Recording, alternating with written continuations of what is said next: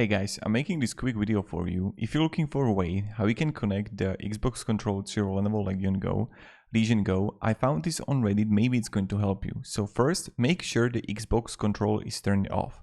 Then switch the Joy-Cons on the Go and to FPS mode. Turn Xbox controller on and connect the controller to the Go through Bluetooth, a wireless dongle or cable. In the Windows search bar, search for Setup USB Game Controller and select it when it comes in menu items. In the new window that pops up, click on Advanced.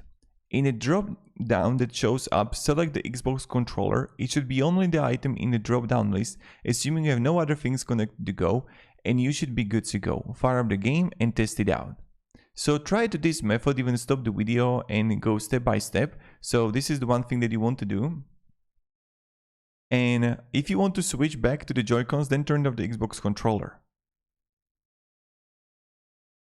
So try this, maybe it's going to help. Have a great day and goodbye.